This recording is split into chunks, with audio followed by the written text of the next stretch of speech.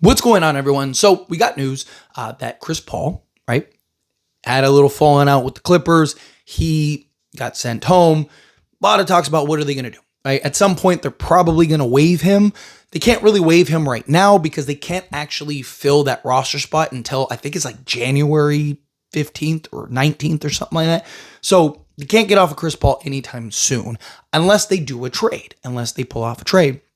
Now, Lakers are one of the teams that are linked as suitors for Chris Paul. Personally, I would stay as far away from Chris Paul as possible. I would. But there is recent news that has came out that the Los Angeles Clippers are expected to have a fire sale and nobody is off limits. Talked about this, I don't know, a week, two ago at this point. Keep an eye on the Clippers and potential fire sale. Problem is Clippers, they can't tank, right? Because the Thunder have their pick. But here's the thing. They're terrible anyway. So you can't be any worse. So you might as well just try to retool this thing.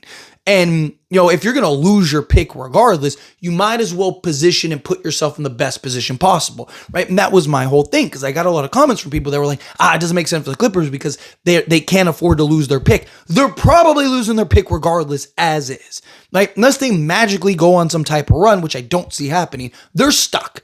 So if you're going to lose your pick regardless, you might as well put yourself in the best position possible to retool this thing with young players, right?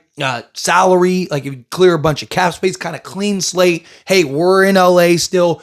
You got Steve Ballmer, deep pockets, right? You got, all the things necessary to go and lure in other players, right? Other stars. But point is, I don't think it's crazy. And I said this a couple weeks ago, and now we're getting reports that might actually be the case. I don't think it's crazy that the Clippers have a fire sale.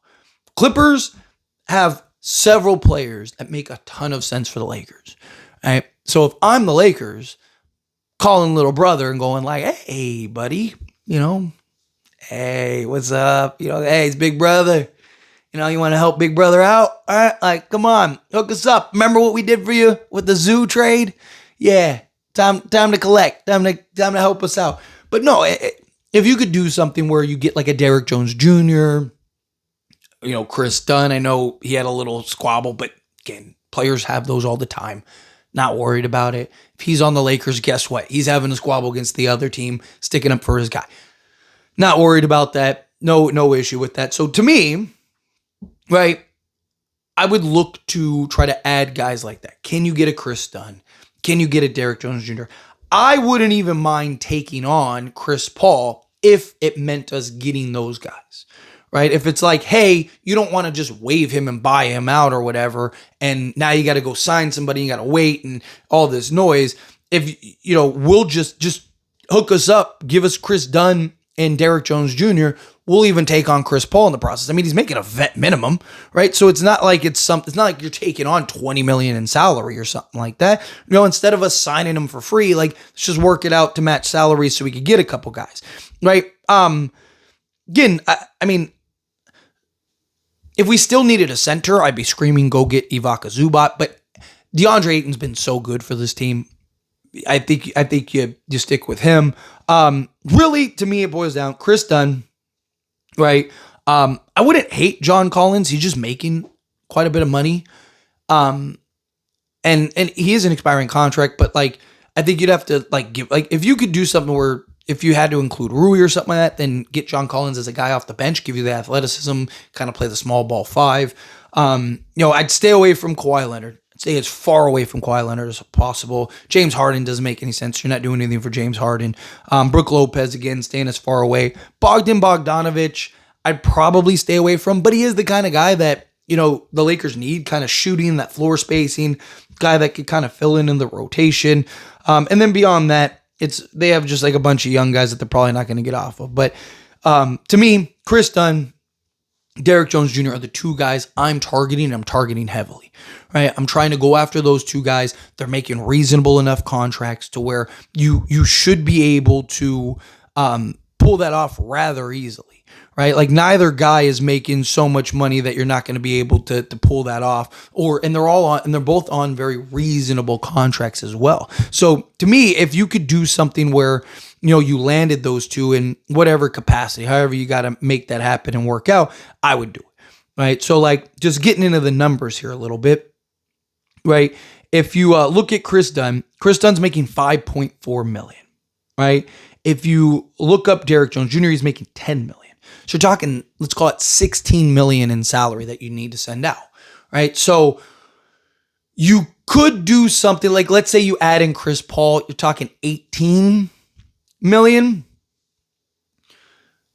You wouldn't have to give up Rui because you need to do kind of this 3-for-3 swap. So you're talking almost $19 million that you'd have to send out because, Chris Paul, his vet minimum contract is just under like $3 million.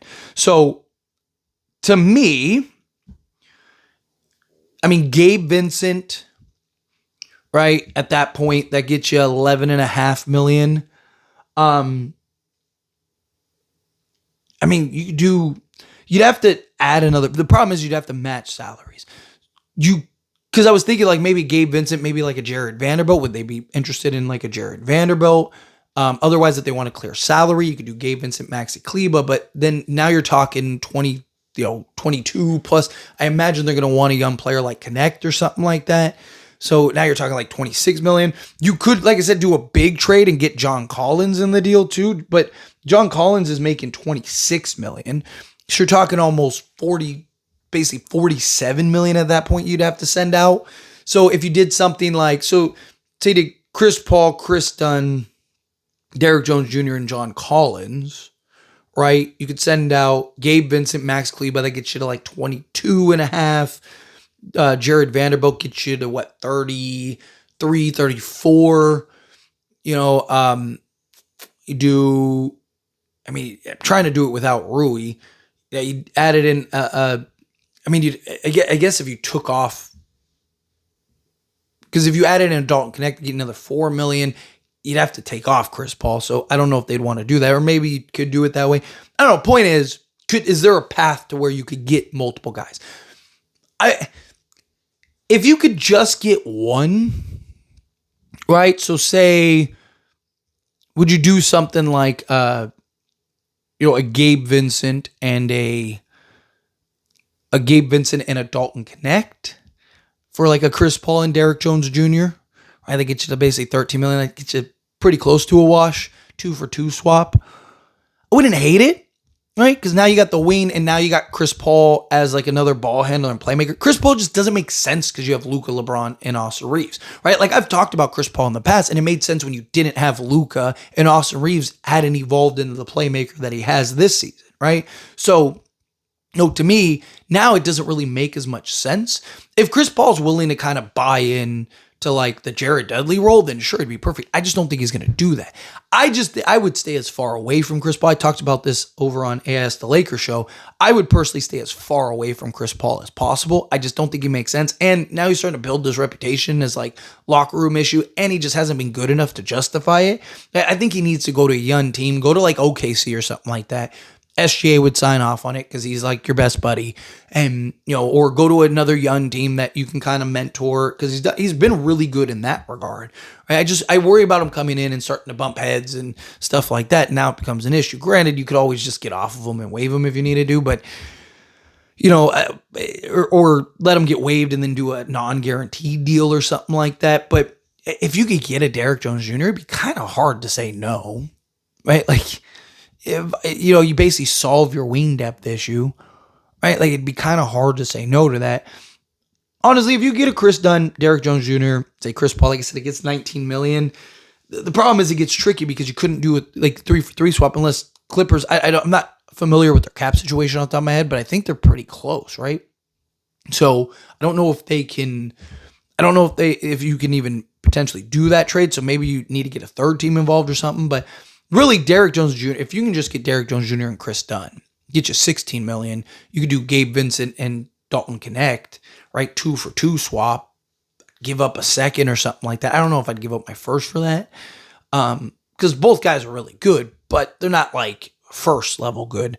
I wouldn't hate it, but if you did something like Gabe Vincent, because now you got Kris Dunn as your point of attack. So you go Gabe Vincent, Dalton Connect, and like a second, or Gabe Vincent, Dalton Connect, a second, and like a pick swap. I wouldn't hate a pick swap. Like, you want a couple pick swaps. So here's a young player. Here's salary relief. So you get off of salary, get a young player, you get a second, and you get a pick swap. Are you going to get much better than that? Right? Like, I don't see any team giving up a first for Kris Dunn or Derrick Jones Jr., but they might give up, a couple seconds. You might be able to get more seconds, but you might as well get a Dalton Connect and hope that he kind of picks it back up, get some salary relief. You already have a bunch of cap space, get some more, because you get off of Kris Dunn and Derrick Jones Jr.'s, especially Derrick Jones Jr., what is like 2 more years left on his deal. Right? And then for the Lakers side of things, that's a no-brainer, because you got Derrick Jones Jr., who already has familiarity with Luka Doncic, had his best season next to Luka Doncic, gives you that size, athleticism, defense, 3-and-D style guy that the Lakers really need. And then you get another kind of 3-and-D style guard that could be that point of attack for you. That's a match made in heaven for the Lakers. But anyways, always, this is a discussion. I pass a question to you. Let me know your thoughts and opinions down in the comments. That being said, if you haven't liked this video, hit that like button. Helps me a lot. So we enjoy these types of videos, and I truly appreciate it. Not subscribe channel, hit that subscribe button. Turn on the bell notifications. Appreciate y'all. See you in the next one. Thank you.